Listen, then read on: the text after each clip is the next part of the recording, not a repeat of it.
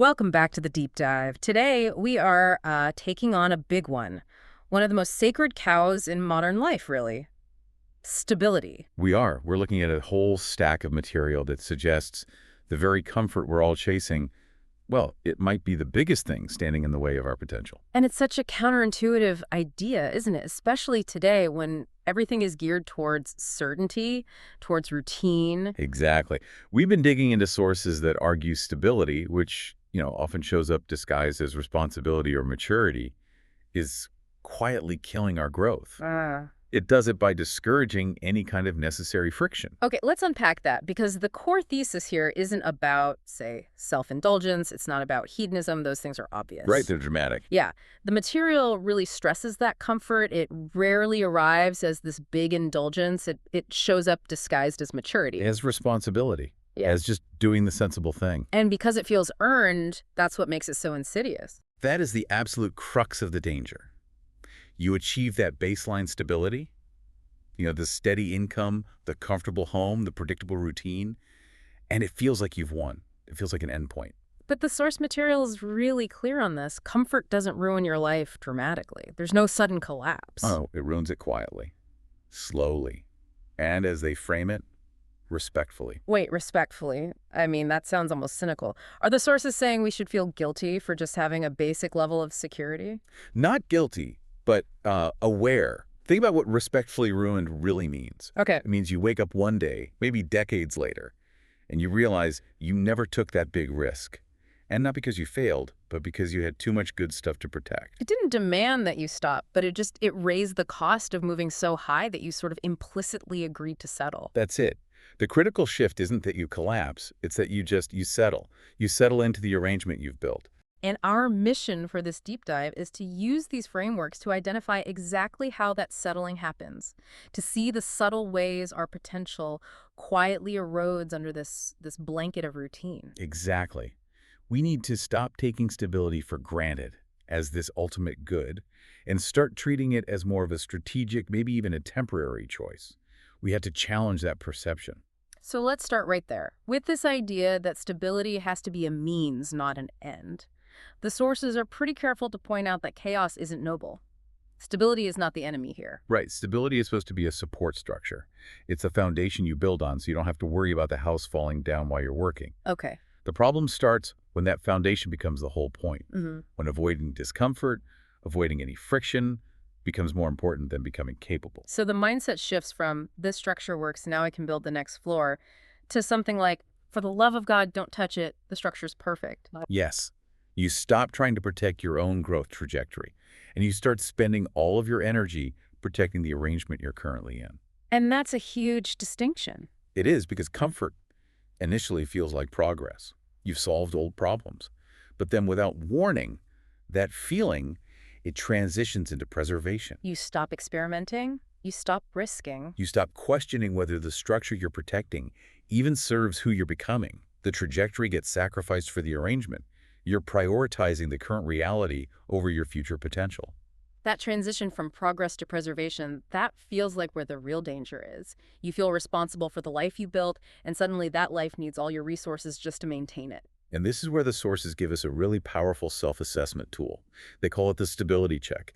It forces you to look at your stability not as a monolith, but as a solved problem that might be creating new ones. You have to answer two very specific questions for yourself. The first one is pretty easy. The first question is retrospective.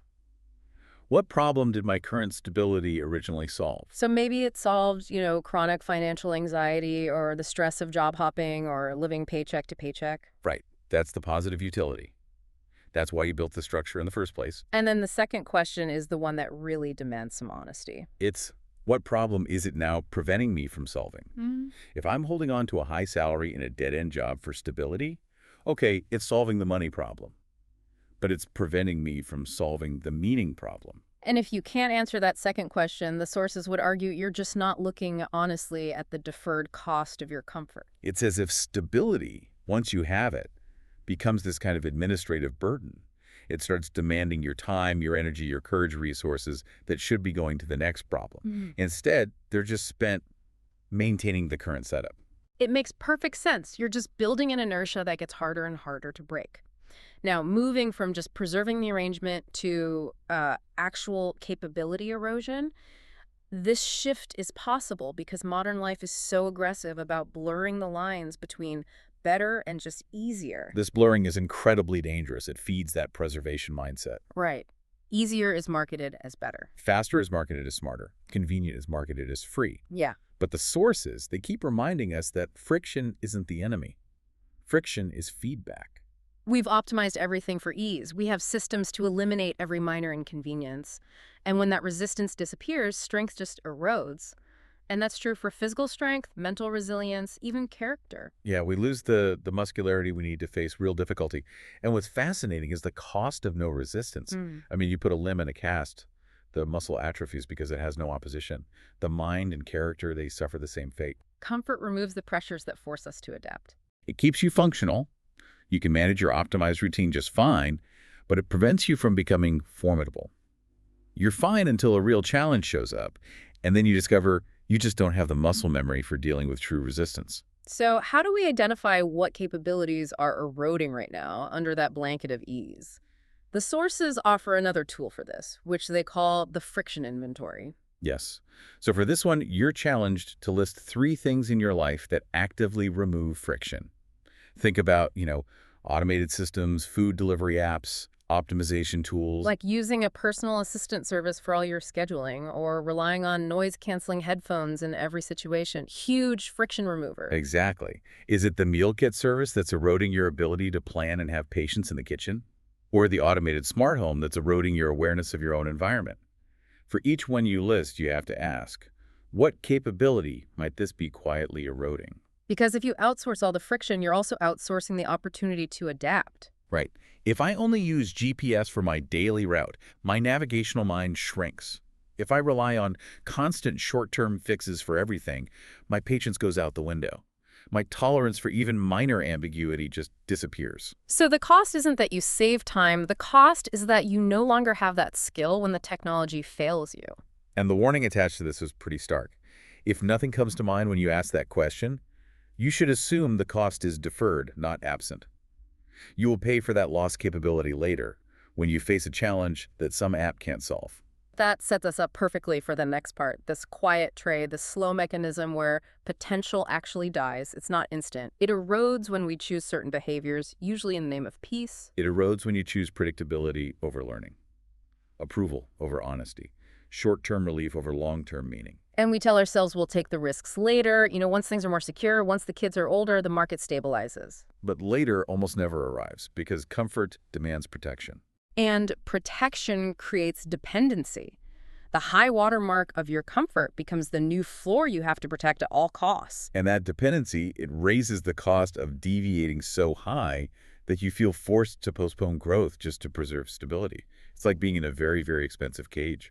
Years go by, and you become highly competent at managing a life you didn't even consciously choose. You're a master administrator of the comfort trap. Which leads us directly to the third self-assessment tool, the deferred risk test.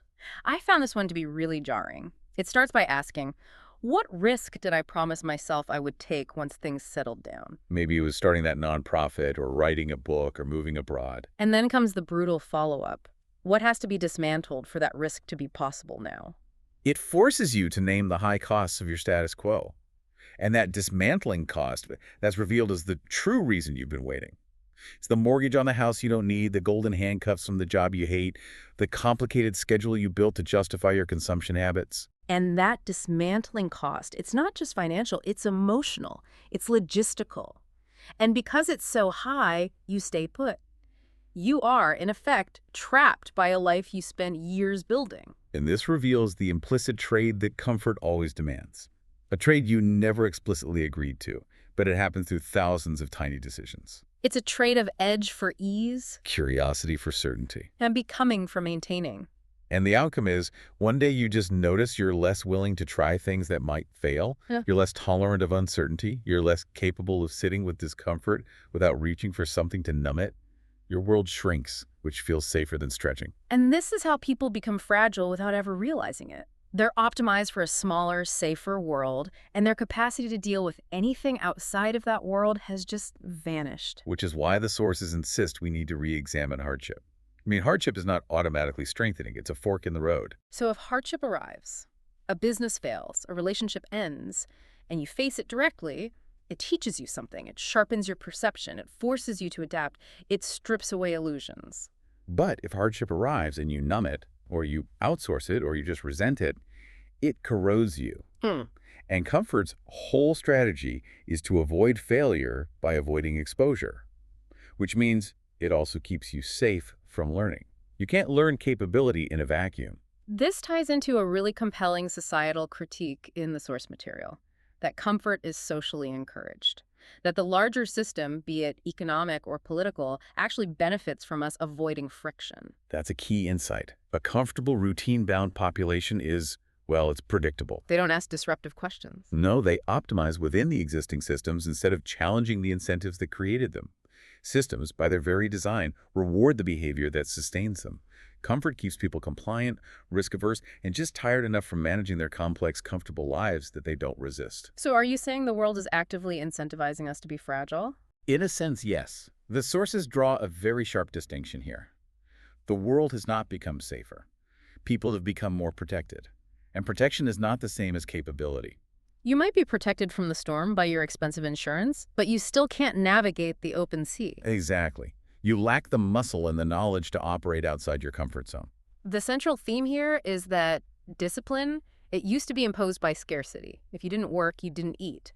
But now, when ease is the default, discipline has to be chosen. And that's psychologically much harder. Why push yourself if you don't have to? Because if you don't choose difficulty, the sources warn, it will choose you later as a crisis, at a scale you did not consent to. Chosen hardship is training. You control the dosage. Unchosen hardship, that just exposes the absence of strength in the most painful way possible. And to combat this, there's a tool called the difficulty selection rule. This one forces the choice to be behavioral. The idea is to adopt the practice of deliberately choosing one discomfort each quarter that demonstrably increases your capability. And this isn't about running a marathon. It could be learning a totally new, uncomfortable skill, taking a long, silent retreat, or just having a difficult, honest conversation you've been avoiding. And if you can't name one discomfort you're choosing right now, then comfort is already dictating the terms. Which brings us to our final deep dive, right into the heart of the matter. The ultimate question of cost, which is framed in what they call the illusion kill test. This section avoids the vague question of happiness. That's too easy to manipulate or fake. Instead, it asks something much sharper, tying directly back to capability. The question is, what are you becoming more capable of? It's a behavioral, measurable question. And if the honest answer is just maintaining what I already have, then you're stable, but you're not growing. And in a changing world, stability without growth is stagnation. The sources call it decline with better branding. You're still going down, but the scenery is nicer. The ultimate cost is that so many people recognize this trap. Intellectually, they get everything we've talked about today, but they stop moving forward anyway. They start because moving forward requires giving up one crucial, expensive illusion.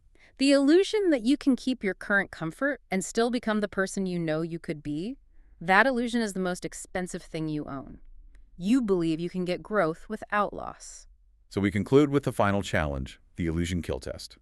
You have to answer, plainly and specifically, what comfort am I pretending is neutral but would have to be reduced or removed for real growth to occur? And the ultimate warning from the material is that if you refuse to name that comfort, if you just refuse to answer, then that comfort has already won.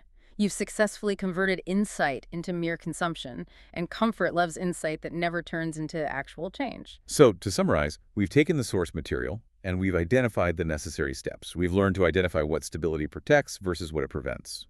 We've named the specific capabilities. Comfort is eroding with the friction inventory. And we've selected the rule of deliberate difficulty to introduce that necessary resistance back into our lives. The key takeaway here is not that you need to abandon all stability and become some reckless nomad. Stability is essential, but you have to stop worshiping it. It should be a support for expansion, like sturdy scaffolding, not the structure itself. Exactly. And for a final provocative thought for you to chew on, The sources suggest that the real next step in combating this whole comfort trap is to look relentlessly numerically, behaviorally, at where your current trajectory actually leads if absolutely nothing changes for the next 5 years. That's the destination comfort desperately hopes you never see. Because facing that stagnant outcome makes your current ease much, much harder to justify.